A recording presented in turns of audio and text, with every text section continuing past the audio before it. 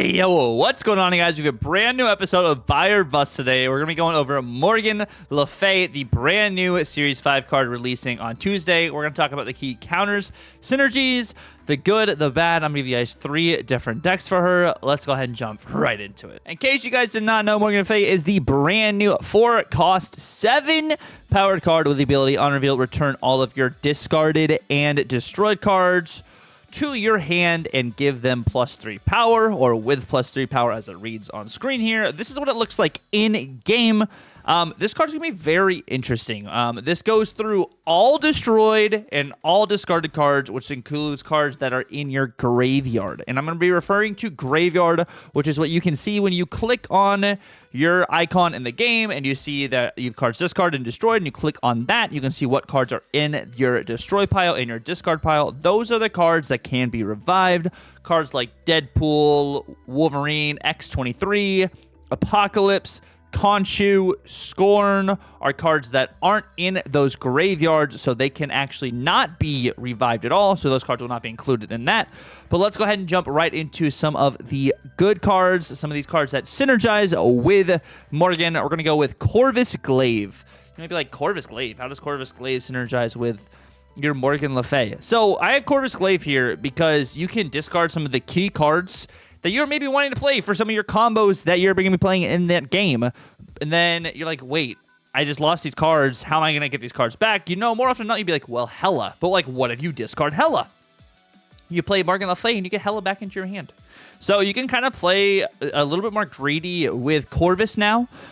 If you do have Morgan Le Fay in your hand or potentially in your deck to be able to reach some of these combo pieces. But you do need to kind of think about it as well, because those cards go back into your hand. So if you wanted to play out HELA after she's just got resurrected back to your hand, you still probably need to discard some more cards in order to maximize the value from the Corvus earlier, unless you have other discard enablers. So just keep that in mind when you're playing Corvus. And then Khonshu. So I'm thinking about Khonshu, I'm thinking about HELA, and these are like high combo cards. If you don't draw Khonshu and you've discarded a Gord, you've discarded your Iron Man, how are you actually going to get those cards back? You have Ghost Rider. Ghost Rider can totally bring those cards back too. But if you don't have Ghost Rider, your Morgan Le Fay can bring those cards back to your hand so you can play them out on another turn. So maybe you're not getting the Khonshu value, but you didn't draw a Khonshu, so your Iron Man now is a 5/3. You're seeing Iron Man in Agent Venomless. You're seeing him get hit by Bast. A 5/3 Iron Man is 6 power because it's doubled at location. So that's good value if you're not able to hit your combo pieces, is what I'm thinking is some of the best usages you can get with Morgan Le Fay. So that's why I have Khonshu on here, HELA. That's what we're talking about, Corvus. And I'm also thinking about Dawkin. So Dawkin's very interesting here. You can use kind of a bullseye style shell with Dawkin and have Morgan Le Fay, so you can discard the shards over and over and over again. So I'm using this as kind of just another focal piece, because in the bullseye list, you're running collector as well. Maybe you do Modok into, and you get your collector value with the swarms going into your hand.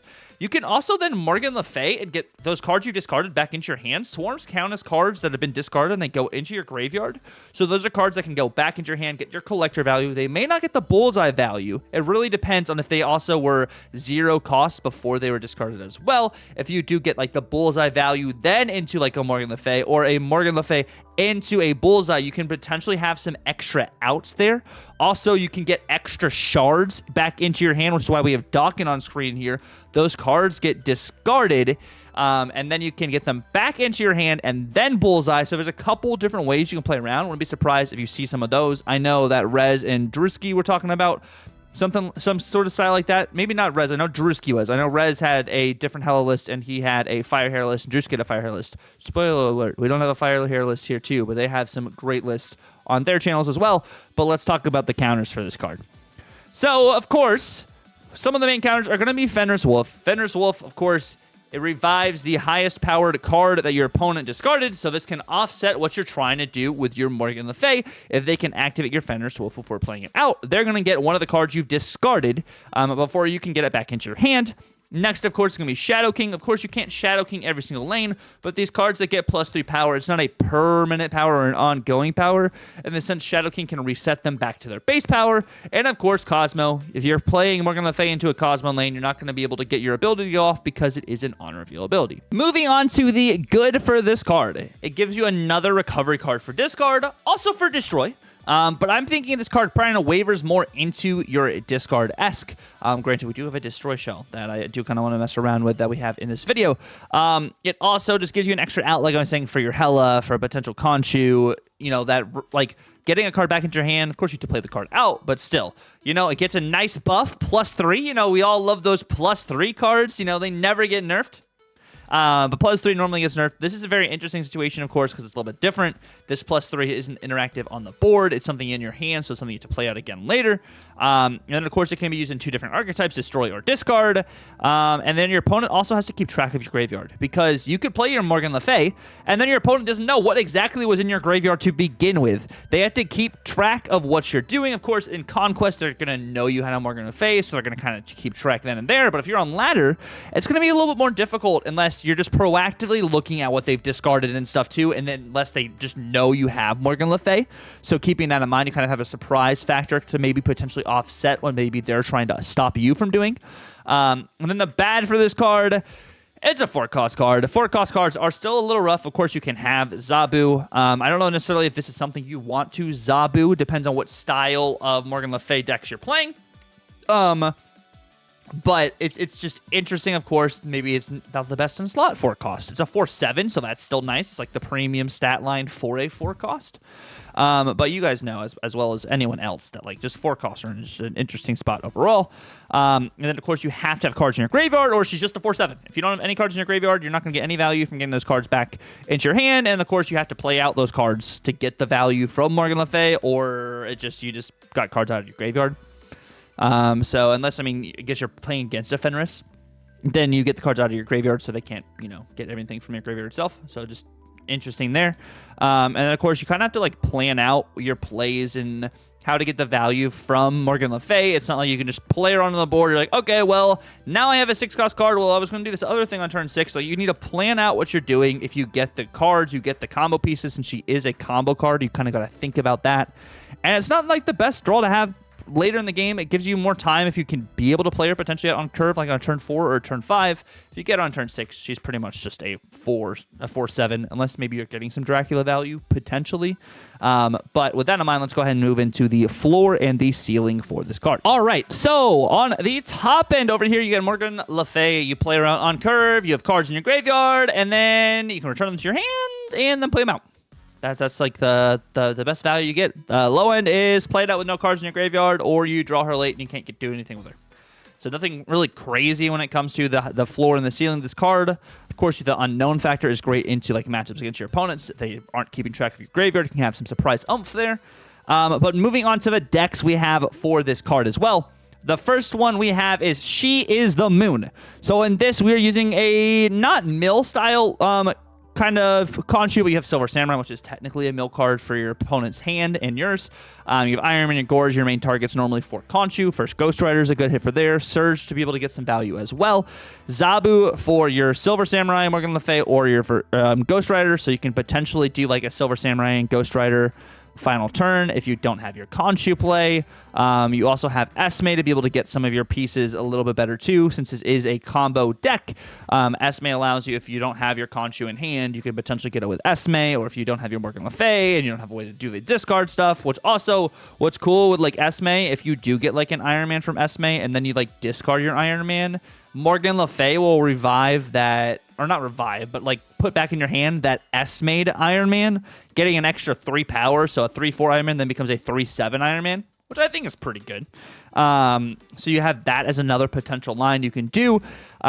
Just kind of keeping that in mind as one of the, because it is like a combo piece which we're trying to do here. The next list though is we have Token Necromancer. So this is a token destroy list, and you have Squirrel Girl, you have Hood, you have Nico. Hood, of course, gives you the Demon, which is a token card for your Mockingbird. Squirrel Girl makes squirrels that are also tokens for Mockingbird. You can do Mysterio as well. Mysterio makes all 3 of his cards are tokens, which also count as 3 cards to play for Sasquatch. So, like, the goal is here, being able to get Mockingbird, Sasquatch, and Death on the board, destroying them, more than likely with a Venom, and then being able to play Morgan Le Fay to get them back into your hands. Of course, it's probably better to get a Death back in your hand into this situation, but if you can get these cards out earlier, like if you can play your Sasquatch out and then you can play, into a Venom, like there's some potential lines there, even like a Mysterio, destroying a Mysterio and then getting a Morgan Le Fay. It gives you a 3-powered Mysterio and all cards destroyed. She resurrects every single card destroyed.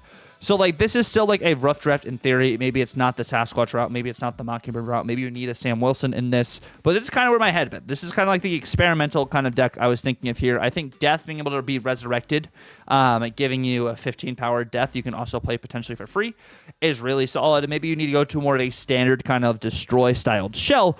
But I was thinking tokens could be a very interesting way. And then you also have X23 in this list as well to get some of that extra energy out.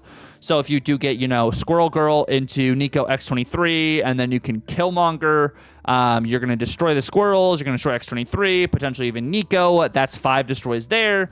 You have extra energy going into your turn 4, and then you could play maybe you play Death and you set up for your Venom on turn 5. Like, it really just depends. If your opponent's also played 1-drops, you could play Death out a little bit better, and then you could play your Venom into 18 Death, and then you're also going to play your Morgan Le Fay, and then at that point, you're probably going to be able to have Death and maybe even play another Killmonger a little bit later. Like, there's just a couple different lines I've been thinking about here. It's kind of just like I said, a rough draft, but this is where my head went for some token destroy.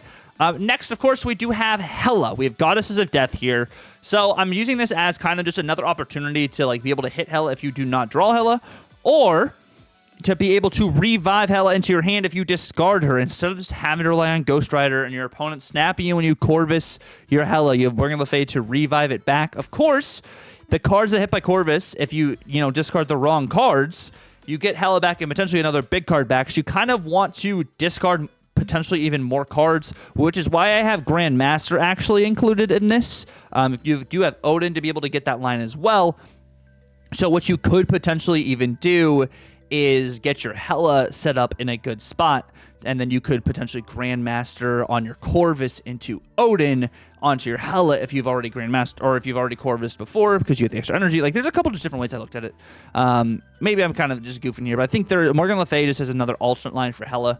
So I think that, I don't know if this is set 12 cards, but this is kind of just what came to mind. Another just rough draft right idea kind of, I think, of what we can do. Of course, Husky will figure something out, and Denish will totally figure something out on what exactly the build is for Morgan Le Fay with HELA, but I think that's going to be a really solid shout.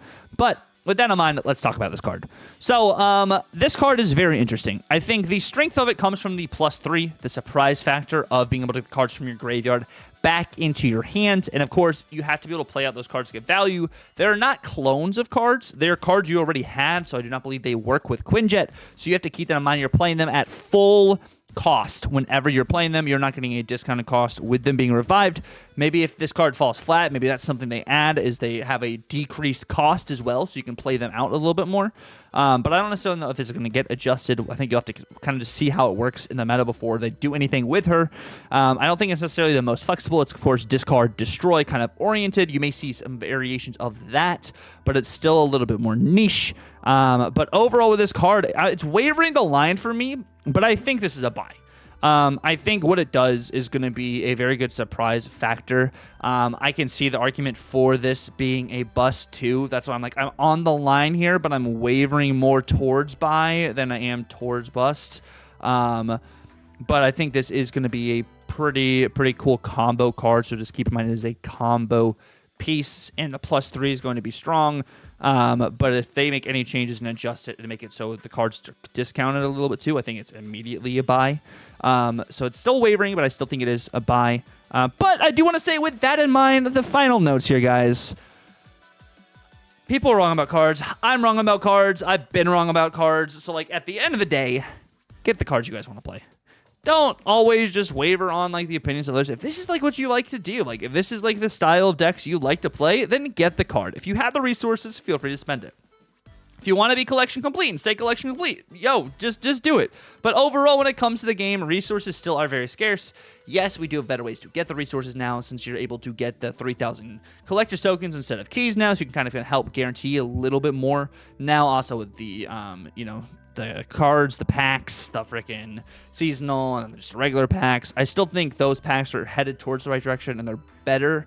But until they add the archetype-specific packs, I think that's why it's the one that's actually going to take over, and snap packs will be better.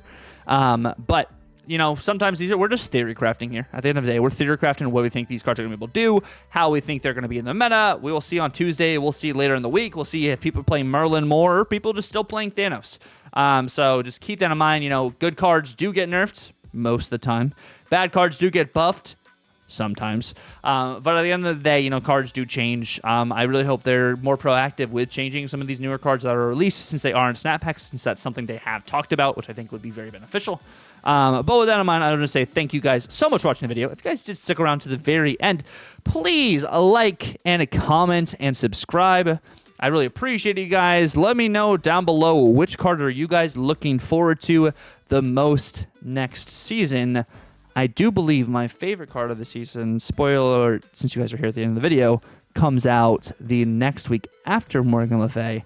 But we'll see. But until next time, hope you guys have a great week. If you guys haven't an Infinite, hope you guys hit Infinite before the new season starts, or hit it really quickly into the new season. But yeah, God bless. It's been real, and Tucker out.